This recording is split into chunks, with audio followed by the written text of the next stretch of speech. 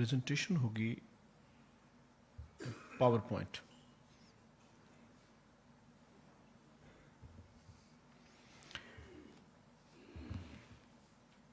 الحمد للہ رب العالمین والصلاة والسلام علی سید الانبیاء والمرسلین. اما بعد فاعوذ باللہ من الشیطان الرجیم. بسم اللہ الرحمن الرحیم. کی لا یکون دولة بین الاغنیاء منکم. صدق اللہ العظیم وبلغنا رسولہ النبی الکریم الامین. حضرت اقبال نے کہا تھا، کبھی اے نوجوان مسلم تدبر بھی کیا تو نے، وہ کیا گردوں تھا تو جس کا ہے ایک ٹوٹا ہوا تارا. اگر چاہوں تو نقشہ کھینچ کر الفاظ میں رکھ دوں، مگر تیرے تخیل سے فزوں تر ہے وہ نظارہ. گنوا دی ہم نے جو اسلاف سے میراث پائی تھی، ثریا سے زمیں پر آسمان نے ہم کو دے مارا. مگر وہ علم کے موتی کتابیں اپنے آبا کی، مگر وہ علم کے موتی کتابیں اپنے آبا کی، جو دیکھیں ان کو یورپ میں تو دل ہوتا ہے سی پارا. غنی روز سیاہ پیر کنارات تماشا کن، کہ نور دیداش روشن کند چشم زلیخا را. علماء کرام اور باوقار حاضرین محفل،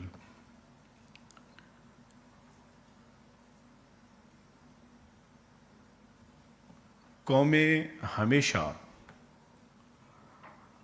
وہی راج کرتی ہیں کہ جو اپنی روایات اور تاریخ سے جڑی رہتی ہیں، اور جو تازہ ہواؤں کے شوق میں اپنی دیواروں میں بہت سی کھڑکیاں بنا لیتے ہیں تو اپنی دیوار ہی گرا بیٹھتے ہیں. تازہ ہوا کے شوق میں ایسا کہ نان شہر نہ اتنے در بناؤ کہ دیوار ہی گر پڑے. ہم نے جب 1000 سال سنہری تاریخ رکھنے والی قوم، وہ قوم کہ جو ثریا پہ کمند ڈال سکتی تھی، آج راستے کی دھول کو بھی ستارے بنا کے سمجھ کے بیٹھے ہوئے ہیں. یہ دن ہمیں ہماری ہی اپنے ہاتھوں کی کمائیوں نے دکھلایا ہے. ہم اسلاف سے کٹ گئے. آج جس موضوع پر میں اپنا اظہار خیال کرنے لگا ہوں، وہ بھی وہی اسی کی ایک کڑی ہے کہ جس طرح حضرت اقبال کے اس آخری مصرے میں تھا کہ حضرت یعقوب کی آنکھوں کا نور حضرت یوسف زلیخا کی آنکھوں کو سیراب کر رہا تھا، جبکہ یعقوب کی آنکھیں ہی جو تھیں وہ بینائی کھو گئی تھی. ہمارے اسلاف ہمارا یوسف ہیں. ہمارے اسلاف سے استفادہ ان کے علوم سے، ان کی کتابوں سے کوئی اور کر رہا ہے اور اپنے ناموں سے تباہت ہو رہی ہے. اسی لیے تو حضرت اقبال نے کہا تھا کہ کتابیں اپنے آبا کی، مگر ہم اپنے اسلاف کی تعلیم سے دور ہو گئے. ہمارے اسلاف کے علوم کو کیپچر کر کے انہوں نے اپنے نام سے چھاپ کر نوبل پرائز لے لیے، مگر ہم چونکہ اسلاف سے وابستہ نہیں تھے، اسی وجہ سے آج ہمیں ان کی انوویشن ایسے دکھائی دیتا ہے کہ انسانی تاریخ میں شاید یہ پہلی بار ان گوروں نے ہی کوئی کام کیا ہے. ہمارے دامن میں تو کوئی خیر تھی ہی نہیں. میرا تعلق چونکہ اسلامک اکنامکس کی دنیا سے ہے، اور میں اس وقت school of Islamic banking, international institute of Islamic economics, international Islamic university کو چیئر کر رہا ہوں. اسی مناسبت سے میں یہاں آج آپ کے سامنے ایک موضوع لے کے آیا ہوں، اور دکھانا یہ مقصود ہے کہ مغرب کی دنیا کی جو چمک ہمیں تہذیب حاضر کی تجلی ہمارے جوان کی آنکھوں کو خیرہ کر رہی ہے، وہ دور کے ڈھول سہانے ہونے کے علاوہ کچھ بھی نہیں۔ جو ماڈرن کنونشنل اکنامکس ہے، سینٹرل بینک سے اور مختلف بینکوں سے دوست تشریف فرما ہیں، اور اکنامکس کی تھوڑی بہت ہو نو رکھنے والے دوست بھی جانتے ہیں کہ اکنامکس کے دو بڑے سکول، کلاسیکلز اور کینیزینز۔ کلاسیکلز میں جنہیں ہم کہتے ہیں کہ father of economics Adam Smith, wealth of nation کتاب لکھ کر کلاسیکلز کی بنیاد ڈالی، جو 1929 سے 1939 تک کا جو گریٹ ڈپریشن ہے اس کی بنیاد کینیزین سکول آف اکنامکس کے نزدیک کلاسیکلز ہیں، اور کلاسیکلز ان کے وہ جو اصول تھے انہی کی بنیاد پر یہ گریٹ ڈپریشن آیا۔ اور وہ بنیادیں کیا تھیں؟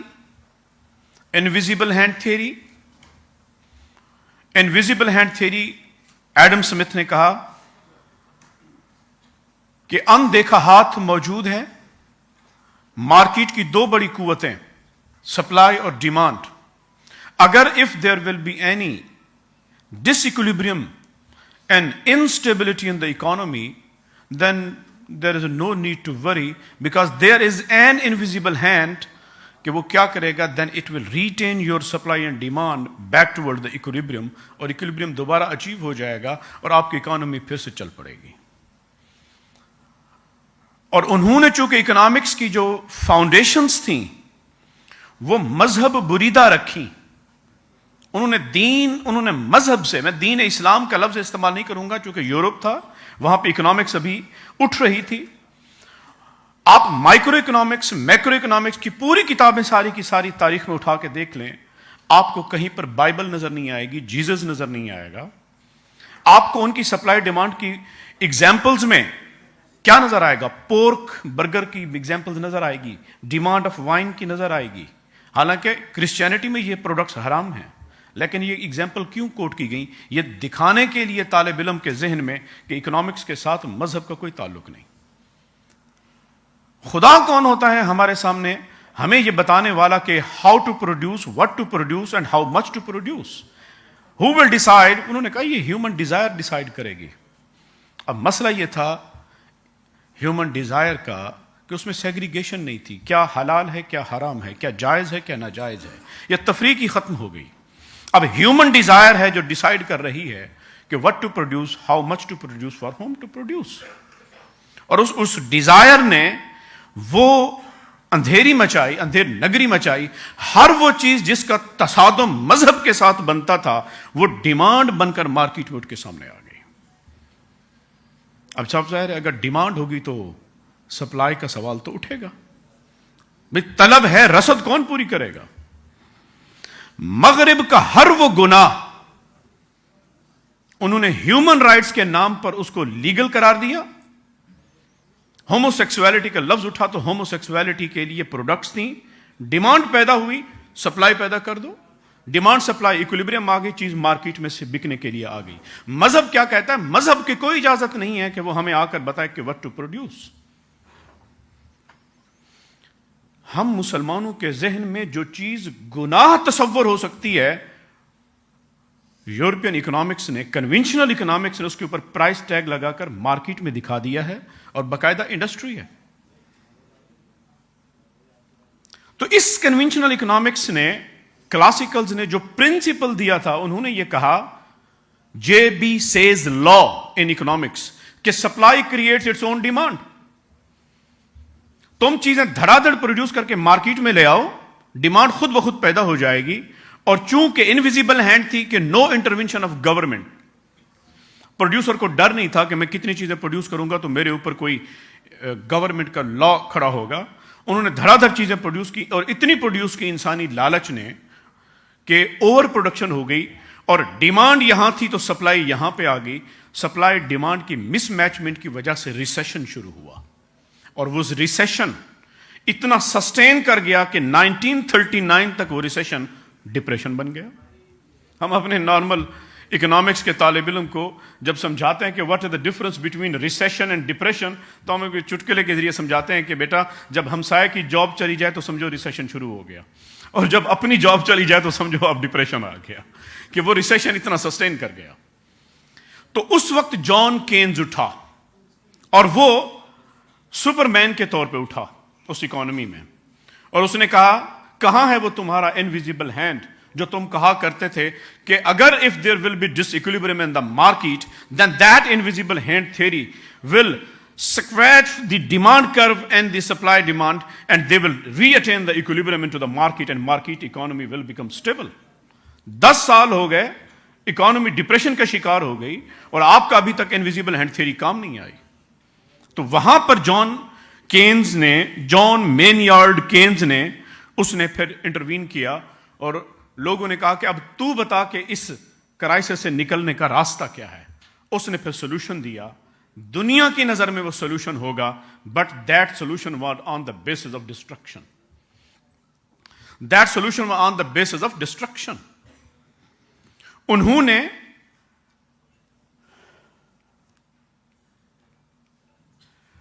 اور وہ سولوشن تھا ڈسٹرکشن کے اوپر۔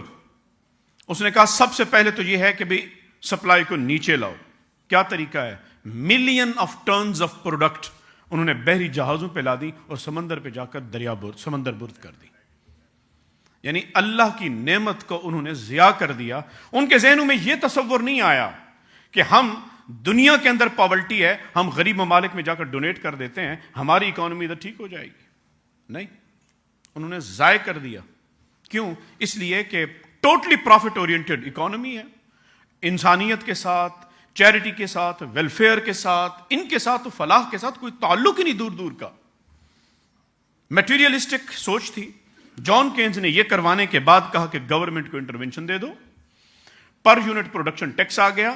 اب پروڈیوسر جو ہے وہ آزاد نہیں ہے، وہ جتنے بھی چیز پروڈیوس کرے گا، بکیں نہ بکیں، گورنمنٹ کو ٹیکس جائے گا، محدود لمیٹڈ ہوگی، اور پھر آپ کی اکانومی بوم کر جائے گی، چونکہ مارکیٹ کے اندر ڈیمانڈ آپ کی آرام سے آ جائے گی۔ اسی لیے کلاسیکلز کو کہتے ہیں کہ they are supply side economist, اور کینیزینز کو کہتے ہیں they are demand side economist.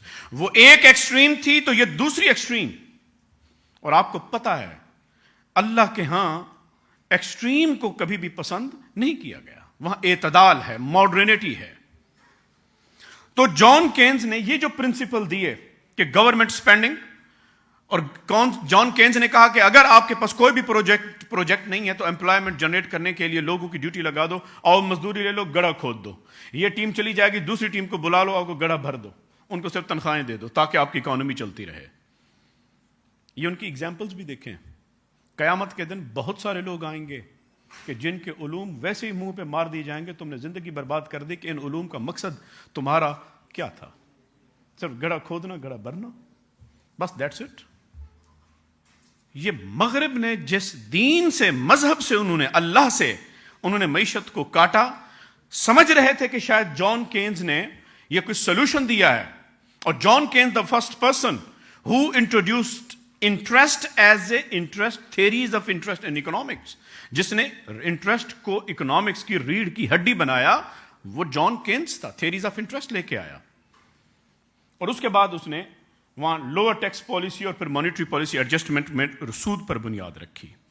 لیکن جب نظریں اٹھتی ہیں اعلیٰ حضرت امام احمد رضا کی طرف، جان کینز سپرمین بن رہا ہے 1929 میں، اور امت مسلمہ کا عظیم مجدد اس گریٹ ڈپریشن سے پہلے سب کانٹیننٹ کے اندر جو ڈپریشن کا شکار تھے امت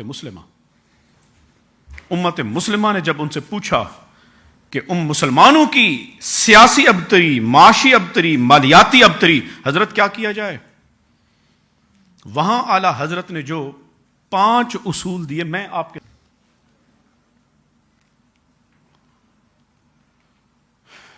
کینیزین نے کہا تھا گورنمنٹ انٹرونشن، وہ گورنمنٹ انٹرونشن ہے کینیزین اپروچ، کہ گورنمنٹ آئے گی اور وہ انٹروین کرے گی، اور ڈیمانڈ سائڈ کی صرف سپلائی سائڈ کو وہ کنٹرول کرے گی، ڈیمانڈ سائڈ کو آپ فری چھوڑ دیں۔ اور اس کے نتیجہ کیا نکلے گا؟ اور اس کا نتیجہ یہ ہے کہ بھئی آپ کی اکانومک جو ہے وہ ریکوری ہو جائے گی اور آپ کی مارکیٹ ایکویلبریم ہوگا. مگر اعلیٰ حضرت امام احمد رضا خان نے کیا کہا؟ آپ نے کہا نو، صرف گورنمنٹ ہی کیوں، سارے امور کے لیے آپ کو صرف آ کر حکمران یہ بتائے گا کہ آپ نے یہ کرنا ہے اور یہ نہیں کرنا. کہا کہ نہیں، ہم صرف اور صرف سپلائی سائڈ کو کنٹرول نہیں کر سکتے. من حیث انسان، من حیث مسلم، ایز اے پبلک آپ کی بھی کوئی ریسپانسبلٹی ہے کہ آپ نے بھی تو اپنا کوئی کردار ادا کرنا ہے. آپ بھی اپنا کردار ادا کیجئے. اعلیٰ حضرت نے اس وقت، امام احمد رضا خان صاحب نے اس وقت ڈیمانڈ کنٹرول کا تصور دیا. آپ ڈیمانڈ کو کنٹرول کیجئے. پبلک ڈیمانڈ ہے، سپلائی کی سائڈ کے اوپر گورنمنٹ آئے گی.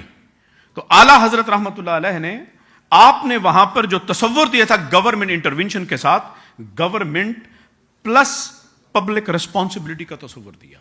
یعنی آپ صرف ایک سائڈ پہ نہ جاؤ، سپلائی ڈیمانڈ دونوں کے اوپر آپ چیک اینڈ بیلنس رکھیں.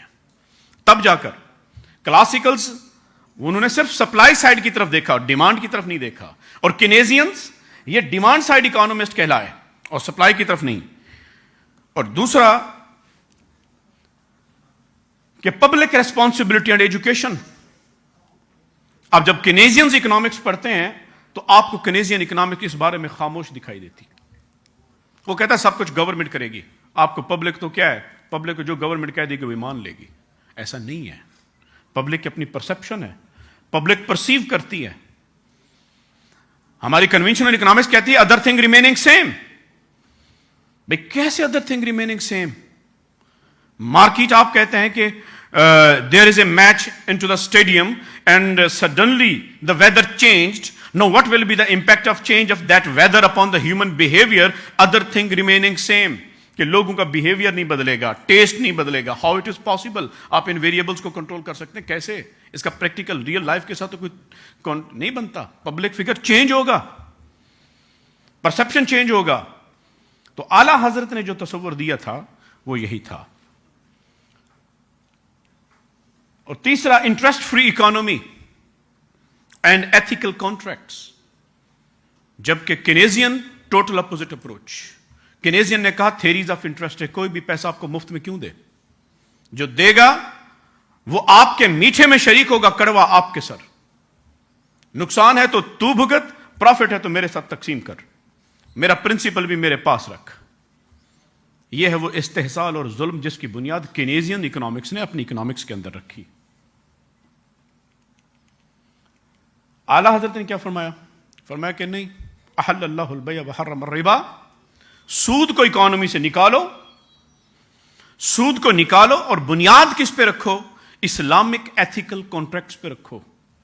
آپ کے پاس پیسے آ گئے، خود سے سوال پوچھو یہ پیسہ میرے پاس کیوں آیا؟ ایسا تھوڑی ہے. آج لوگ ہم پبلکس میں ہوتے ہیں، سوشل میڈیا پر بھی سوال ہوتا ہے جی اسلامک بینک اگر آپ کو لون دے تو کس بیس پہ دے گا؟ جی جناب، سب سے بڑا مسئلہ اسلامک بینکنگ کے ساتھ ظلم یہ ہوا کہ اویئرنیس نہیں ہے. اور جو پبلک میں اسلامک بینکنگ کی اویئرنیس دے رہے ہیں خود وہ اندر سے اسلامک بینکنگ کے خلاف ہیں. اگر وہ اسلامک بینکنگ کے خلاف بول دیں تو پبلک میں واہ واہ. نہ بتانے والے کو پتا ہے کہ اسلامک بینکنگ کیسے جاب ورک کرتی ہے، نہ سننے والے کو پتا ہے. حقیقت یہ ہے کہ ہمیں اسلامک بینکنگ کی اویئرنیس پہ کام کرنا پڑے گا. یہ ایسا سسٹم جو پاکستانی اسلامک فائنانس اور بینکنگ کا چل رہا ہے، آپ کو پوری دنیا میں ایسا سٹرانگ بیلنسڈ سسٹم کہیں نہیں ملے گا. نہ ملیشیا میں ملے گا، چونکہ ہم تو پائنیئر ہیں اسلامک فائنانس کے. ہمارا سکول آف اسلامک بینکنگ جتنے سے بڑا نام اسلامک بینکنگ کا اٹھا لیں ہمارے سکول سے ہی پڑھا لکھا ہے. اور سب سے پہلے ڈگری پاکستان میں ورلڈ میں ہم نے شروع کی. انڈر گریڈ، پوسٹ گریڈ ہم نے شروع کی. ہم ریسرچ کراتے ہیں، ہم تھیسسز کراتے ہیں، پی ایچ ڈی کے تھیسسز ہیں. اور ہم تنقید بھی کرتے ہیں. ہم تنقید ہماری تعمیری ہوتی ہے، تخریبی نہیں ہوتی. ہم اسلامک بینک کے ایڈوکیٹ ہیں. ہم یہ جانتے ہیں کہ پبلک پرسپشن جو بنتا ہے اس کو کیسے مولڈ کرنا ہے. ہمیں اس کے لیے اویئرنیس کا کام کرنا پڑے گا. اور الحمدللہ ہمارا central bank, state bank of Pakistan اس کے اوپر توجہ دے رہا ہے اور مدارس اسلامیہ کی طرف اپنے شریعہ ایڈوائزروں کو بھیج کر ان کی ٹریننگ کی جا رہی ہے. اور یہ بہت بڑا کام ہے. تو اعلیٰ حضرت ایتھیکل کانٹریکٹس، ہمیں مشارکہ، مداربہ، مرابہ، مساومہ، یہ ایجوکیشن دینی پڑے گی لوگوں کو۔ حضرت عمر رضی اللہ تعالیٰ عنہ کیا فرماتے تھے اپنی مارکیٹ میں؟ جو بھی لوگ بزنس مین آتے تھے، آپ فرماتے تھے وہ شخص ہماری مارکیٹ میں بزنس نہ کرے جو ہمارے اصولوں کو نہیں جانتا۔ مدینہ منورہ میں حضرت عمر نے ایک اکیڈمی قائم کر رکھی تھی کہ باہر کا جو بھی بزنس مین آئے گا وہ یہاں پر آ کر ایجوکیشن حاصل کرے گا، اس کے بعد یہاں پر بزنس کرے، تاکہ اس کو پتہ چلے کہ ہمارے اصول کیا ہیں تجارت کے۔ انکریجنگ ڈومیسٹک پروڈیوسر، جان کینز اس بارے میں فکر ہی نہیں کرتا، اس کو فکر ہے صرف اور صرف امپورٹ ایکسپورٹ کی۔ ڈومیسٹک پروڈیوسر خواہ کتنا ظلم کی چکی میں پیسی کیوں نہ جائے۔ اس نے انٹرسٹ ریٹ جو ٹول ایجاد کیا تھا، یہ سب سے بڑا وہ ہتھوڑا ہے جو پبلک پہ بھی پڑتا ہے، ڈومیسٹک پروڈیوسر پہ بھی پڑتا ہے۔ تو ڈومیسٹک پروڈیوسر کے اوپر وہ بالکل کوئی اتنی بڑی توجہ نہیں دیتا۔ اعلی حضرت کیا کہتے ہیں؟ ڈیمانڈ سائڈ کو اعلی حضرت کہتے ہیں پبلک کو کہ تمہیں چاہیے کہ کیوں تم باہر کی چیزوں کے شیدائی ہو۔ اعلی حضرت فرماتے ہیں کہ اپنی امت کے ریسورسز کو اپنی امت میں سرکولیٹ کرو۔ جو کہ لا یکون دولتم بین الاغنیاء منکم کا تصور ہے، اعلی حضرت اس کی ایڈوکیسی کرتے ہوئے اکانومی کو سسٹینیبل ماڈل کی طرف لے جانے کے لیے اعلی حضرت یہ فرماتے ہیں۔ اور اس کا کنکلوژن کیا نکلتا ہے، کانسیکوینسز، کہ آپ کی جو سیلف ریلائنس آف اکانومی ہے وہ اٹھتی ہے، سیلف ریلائنس ہے۔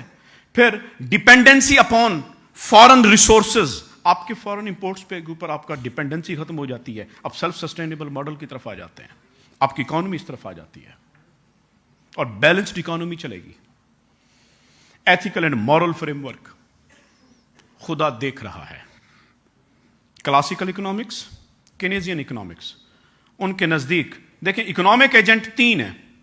کنونشنل اکنامکس کہتی ہے there are 3 economic agents, there is no fourth one, producer, consumer and the government regulatory body, یہ 3 اکنامک ایجنٹس ہیں۔ کنونشنل اکنامکس کہتی ہے they are self interest oriented, producer ہیں، انہیں اپنے پروفٹ میکنگ کا صرف آبجیکٹو ان کے سر پہ سوار ہے، کوئی جیے یا مرے میرے 2 روپے کھرے، یہ ان کا بنیادی ایک تصور ہے، ان کی زندگی کا آبجیکٹو ہے۔ کنزیومر آبجیکٹو، خریدنے جائے گا اور ایک سے ایک نمبر کوالٹی چیز کو لو کوالٹی بنا کر پرائڈ ریڈیوس کرنے کی کوشش کرے گا، دل بھی بول رہا ہوگا یار ہائی کوالٹی ہے، میں لو کوالٹی کیوں کہہ رہا ہوں، صرف کیا ہے یوٹیلیٹی میکسیمائزیشن، پرائس ریڈیوس کرنی ہے، کسی طرح سے میں لے کے آؤں، فری مل جائے تو اور بہتر ہے۔ گورنمنٹ پالیسیاں بنائے گی، پبلک سوچے گی کہ شاید ہماری دال سستی ہو جائے گی، ان کو نہیں پتا کہ یہ اپنی ایئر ٹکٹیں سستی کر رہے ہیں۔ گورنمنٹ بھی self interest oriented, political interest ان کے سامنے ہے۔ تو conventional economics whether that is classical the Keynesians, کوئی ایتھکس نہیں ہے، کوئی خدا نہیں ہے ان کے نزدیک، کوئی ریلیجن نہیں ہے، آبجیکٹو کیا ہے؟ پروفٹ اور the utility maximization is the objective of life, بس۔ جبکہ اعلی حضرت کیا کہتے ہیں؟ قل ان صلاتی و نسکی و محیای و مماتی للہ رب العالمین، خواہ پروڈیوسر ہو، کنزیومر ہو یا گورنمنٹ میں بیٹھے ہوئے ہو، ترازو تول رہے ہو، تولنے والے کو یہ ذہن میں بھی ہے میں باتیں بھی کر رہا ہوں، خدا دیکھ بھی رہا ہے۔ کنزیومر خریدنے گیا ہے، کنزیومر کو بھی پتا ہے کہ میں خرید رہا ہوں۔ وہ صحابی رسول نے کیا کیا؟ ایک غلام سے بازار میں کھڑا کر دیا اور کہا مجھے اچھے سے اچھا گھوڑا خریدنا ہے، ذرا ریٹ لگاؤ مارکیٹ میں، اگر کوئی گھوڑا لے کے آئے تو۔ گھوڑا لینے آیا بندہ، دکھایا کہ گھوڑا بہت اچھا ہے، ریٹ لگانا چاہت، کہا کہ نہیں یہ تو بہت زیادہ مانگے گا، میں آقا کے پاس لے چلتا ہوں۔ صحابی کے پاس گھوڑا لے گئے اور صحابی نے قیمت پوچھی تو اس نے کہا 200 درہم۔ غلام دل میں سوچنے لگ گیا 200 درہم تو میرے پاس بھی تھے، کاش میں خرید کے لے آتا اور دے دیتا۔ تو صحابی رسول نے کہا کہ نہیں، میں تو 200 میں نہیں خریدوں گا۔ تو سیلر نے کہا کہ حضرت آپ بتائیے کتنے پہ لیں گے؟ آپ نے فرمایا 800 درہم، میں 800 پہ خریدوں گا۔ وہ حیران ہو گیا، وہ کہتا ہے حضرت مجھے سمجھ میں نہیں آئی، میں 200 کا دینا چاہتا ہوں، تم 800 کا۔ اب پروڈیوسر کہتا ہے، سیلر کہتا ہے کہ حضرت میں تو راضی ہوں۔ اب ڈیمانڈ سائڈ کیا کہہ رہی ہے صحابی رسول؟ وہ کہتے ہیں تمہیں پتا نہیں کہ تمہاری پروڈکٹ کی کوالٹی کیا ہے، اس لیے تم اس کی اتنی قیمت لگا رہے ہو۔ میں جانتا ہوں کہ تمہاری پروڈکٹ کی ورتھ کیا ہے، اس وجہ سے میں تمہیں اس کی اصلی قیمت بتا رہا ہوں۔ اس نے کہا حضور میں پھر سمجھنا چاہتا ہوں، آپ کو پتا تھا نا، مجھے تو پتا نہیں تھا، خرید لیتے، بعد میں بیچ کر اب 600 پروفٹ کما لیتے۔ कन्वेंशनल इकोनॉमिक्स क्या कहती है? बैंकर्स हजरात दोस्त हमारे मौजूद हैं, इनको पता है एसिमेट्रिक इंफॉर्मेशन कन्वेंशनल इकोनॉमिक्स के अंदर एक थ्योरी है। एसिमेट्रिक इंफॉर्मेशन क्या है? एक पार्टी के पास इंफॉर्मेशन लेवल ज्यादा है, और कन्वेंशनल इकोनॉमिक्स कहती है who will earn profit, the party who poses a lot of knowledge that will make profit. और प्रॉफिट और वो इंफॉर्मेशन डिस्क्लोजर नो, बल्कि अगर इर्द गिर्द में सराउंडिंग में कहीं ये भी पता चल गया इसको इंफॉर्मेशन डिस्क्लोज हो जाएगी, हाइड ऑफ द इंफॉर्मेशन है। पूरी की पूरी पॉलिसी बनाते हैं कि किसी तरह दूसरी पार्टी को इंफॉर्मेशन नहीं मिलनी चाहिए ताकि हम प्रॉफिट कमा लें। इस्लाम उसे क्या कहता है? इस एसिमेट्रिक इंफॉर्मेशन को इस्लाम कहता है इट इज अनएथिकल प्रैक्टिस। इस्लाम तो इसे बदयांती कहता है, इसे हाइड ऑफ इंफॉर्मेशन कहता है। सहाबी रसूल कहते हैं कि मैं कैसे तुम्हें 200 का तुम्हारी 600 की चीज 200 में खरीद लेता? ने कहा क्यों? कहा कि क्योंकि मेरे रसूलुल्लाह सल्लल्लाहु अलैहि वसल्लम ने हमसे फरमाया था कि मुसलमान कभी दूसरे मुसलमान का नुकसान नहीं सोचता। करता तो दूर की बात है, मुसलमान के ज़हन और ख्याल में भी किसी दूसरे मुसलमान का नहीं आता। वो कन्वेंशनल इकोनॉमिक्स, ये इस्लामिक इकोनॉमिक्स। आला हजरत इसकी बात करते हैं। तो ये है वो 5 प्रिंसिपल केनेजियन इकोनॉमिक्स वर्सेस इमाम अहमद रजा इकोनॉमिक्स। मैं अगर आपको इकोनॉमिक ग्राफिकल की तरफ लेके जाऊं और कहते कि भाई इकोनॉमिक मॉडल क्या बनता है, वो आपके सामने है। आगे चेयर्स हैं, शायद आप लोगों को ये कंप्लीट इधर ना नजर आ सके, तो बहरहाल ये बाद में शाये हो जाएगा, पब्लिक हो जाएगा। ये मैं चूंकि ये टोटली मेरा ही सोर्स है। ये आपके सामने aggregate demand aggregate supply model है जो केनेजियन वर्जन है। ये जो पहला डॉटेड आपको रेड लाइन नजर आ रही है, पहली डॉटेड रेड लाइन, मैं जरा सामने आना चाहूंगा। ये जो पहली डॉटेड रेड लाइन है ये डिमांड कर्व है और ये एग्रीगेट सप्लाई कर्व है केनेजियन मॉडल के अंदर, long run aggregate supply curve. ये जो ग्रीन आपको नजर आ रहा है ये short run aggregate supply curve है। ये इसी तरह ही होता है एग्रीगेट सप्लाई, लेकिन लॉन्ग रन फिक्स करता है केनेजियन मॉडल। अब केनेजियन मॉडल में जहां डिमांड और सप्लाई इंटरसेक्ट करते हैं, ये बराबर होगी डिमांड एंड सप्लाई। आपकी मार्केट की जितनी डिमांड है उतनी आपको सप्लाई हो रही है। और आप ये देख लें कि पी के ये प्राइस है केनेजियन मॉडल की, ये प्राइस है केनेजियन मॉडल, ये प्राइस। जबकि आला हजरत का जो तस्वुर आता है उसके अंदर जो इकोनॉमिक जो कर्व की शिफ्टिंग आती है, आला हजरत फरमाते हैं कि जब आप वो 5 उसूल बनाते हैं तो उसका इंपैक्ट क्या होता है इकोनॉमी पर, आपका एग्रीगेट डिमांड कर्व शिफ्ट हो जाता है। केनेजियंस भी एग्रीगेट डिमांड कर्व को शिफ्ट करते हैं। अब यूं समझें कि ये जो डॉटेड लाइन है अब शिफ्ट होके एग्रीगेट डिमांड ऊपर चली गई। अब केनेजियन मॉडल ये कहता है कि प्राइस के होगी और नीचे क्वांटिटी क्यू के, जो कि थोड़ा सा जरा पिछले लेवल पे है। लेकिन आला हजरत को जब देखते हैं आपका एग्रीगेट डिमांड कर्व भी शिफ्ट हो रहा है और एग्रीगेट सप्लाई कर्व भी आपको आगे की तरफ शिफ्ट कर रहा है। ये इमाम अहमद रजा एग्रीगेट सप्लाई कर्व आप इसको कह सकते हैं। और उसका इंपैक्ट क्या हुआ? Same resources, full utilisation of resources in Ahmad Raza model. वो क्या बनता है वो देख लें। आपकी आउटपुट क्यू आर पे चली गई, आउटपुट बढ़ गई, आपकी इकोनॉमी की जीडीपी बढ़ गया। आप real GDP, I am not talking about the nominal GDP, real GDP आपका बढ़ गया। प्राइस लेवल को देखें, प्राइस लेवल पीके से पीआर, प्राइस लेवल डाउन है, मॉडरेट है, यानी जो रियल प्रोड्यूसर है वो भी डिस्करेज नहीं हो रहा और पब्लिक को भी शिकायत नहीं है कि चीजों की कीमतें बढ़ रही हैं। यह है आपका इमाम अहमद रजा एग्रीगेट सप्लाई इकोनॉमिक मॉडल। हम अपने असलाफ की तालीम से कट गए और सोच में पड़ गए कि हमारे अंदर इनोवेशन क्यों नहीं है। मैं अपनी बात को इस पे ख़त्म करूंगा इकबाल के अशार के साथ। मैं नौमीद हूं तेरे साकियान सामरी फन से कि बज़्म खावरा में लेके आए सादगी खाली। नई बिजलियां कहां उन बादलों के जैब दामन में, पुरानी बिजलियों से भी हो जिनकी आस्तीन खाली। Thank you.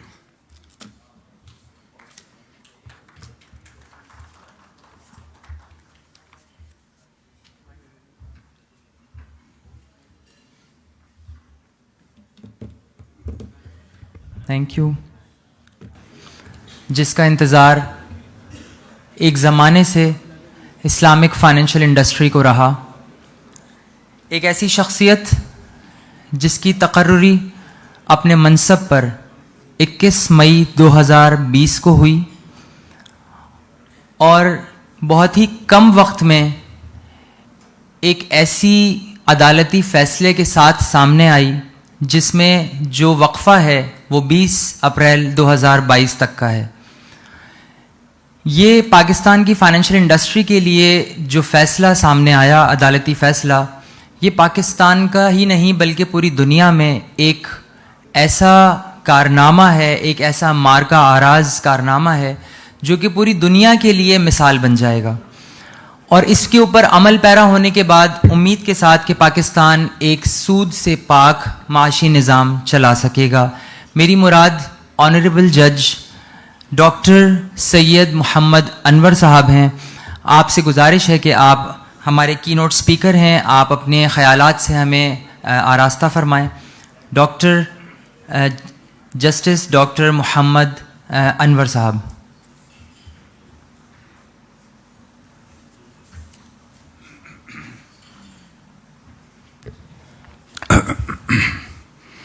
اعوذ باللہ من الشیطان الرجیم. بسم اللہ الرحمن الرحیم. رب اشرح لی صدری ویسر لی امری واحلل عقدۃ من لسانی یفقہوا قولی رب زدنی علما. محترم حاضرین, رئیس ادارہ جناب ڈاکٹر ماجد قادری صاحب, محترم جناب عمر انصاری صاحب, شاہ صاحب محترم ڈاکٹر ابو بکر صاحب, خواتین و حضرات, السلام علیکم. یہ میرے لیے انتہائی اعزاز کی بات ہے کہ آپ لوگوں سے گفتگو کرنے کا مجھے موقع ملا. میں اس کے لیے آپ کا شکر گزار ہوں. بہت ساری باتیں, اتنی پرمغز 2 تقاریر میں نے سنی. ایک ڈاکٹر صاحب کی پورا ایک اکنامکس کا ایک کتاب تھی, بہت ہی انہوں نے ایک, اس سے ظاہر ہوتا ہے بولنے والے کے اندر علم کتنا ہے, اس کے لیکچر سے, اس کی گفتگو سے. تو ابو بکر صدیق صاحب یقیناً نوجوان تو ہیں لیکن علم کے اعتبار سے بزرگی کے مرتبے پہ فائز ہیں. اس کے بعد